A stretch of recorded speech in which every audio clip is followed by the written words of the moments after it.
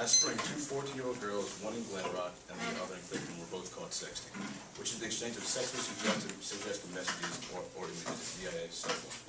Technically, it's a violation of child pornography laws under the Adam Walsh Protection and Safety Act passed in 2006. The 15-year-old who was caught sexting is facing 6 months of counseling.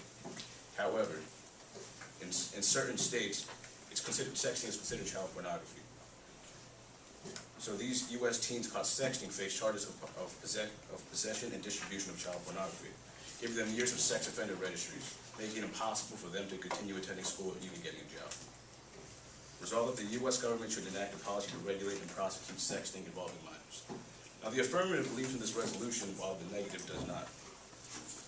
Me and my partner Freddie Fields here do not believe that any of this is fair at all. Minors who are just entering high school, probably not even halfway through the freshman year, being charged as sex offenders for sexting of all things. No longer able to attend school or get a job. Sexting is not a crime, and to believe that something as harmless as sexting with child pornography is nothing short of ridiculous. It's a personal freedom that no one has the right to control. An incident in Pennsylvania involving pictures of two girls in their underwear caught the attention of the American Civil Liberties Union. They stated that the images aren't child pornography, but an expression of freedom of speech under the First Amendment. What many people are worried about is whether or not sexting can endanger their children and encourage inappropriate behavior such as bullying. Recently, there was a new thing called revenge sexting that was introduced by our age group, which is used to get back at others by sending out sexual images they received from a person over the internet or just to other people in general. A survey was done that showed 20 to 40% of teenagers admitted to sexting, but many of them said they are usually just sending flirty messages. Take Cynthia, for example, a 15-year-old girl who even said that teens are more likely to send sexting messages to each other than erotic pictures.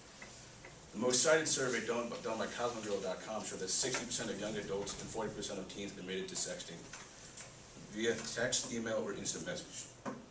Bill Albert, one of the spokesmen who helped with the survey, said that sexting isn't anything to panic about, because 80% of the people surveyed were not sending sexual images.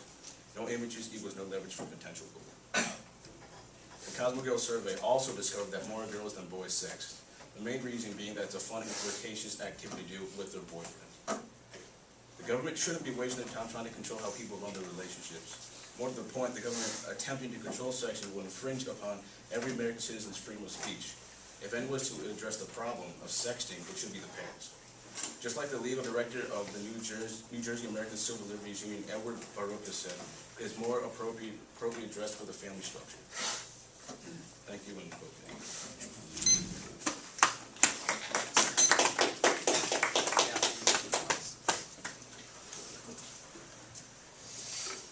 Okay. Is it true that the exchange of photos depicting children in a lewd or sexual manner is child pornography?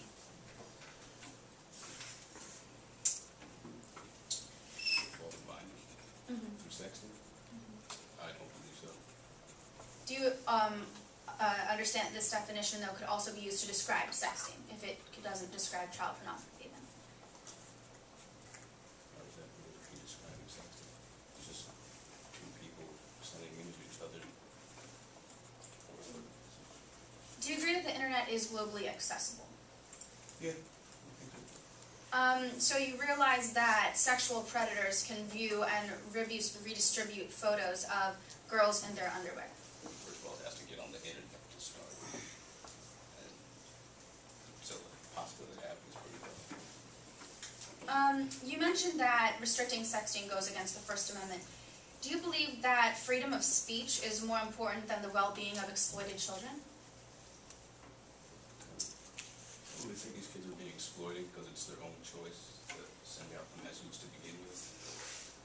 The revenge sexting that you mentioned that sends pictures of other people who are nude, not themselves, that's not exploiting other people, exploiting other children?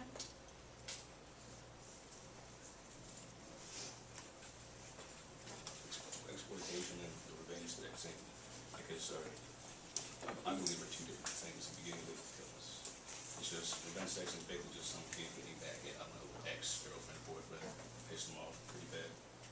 While exploitation would be like taking advantage of a kid,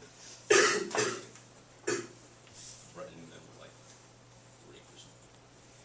even so, isn't it true that the government currently has restrictions on the First Amendment? Yeah.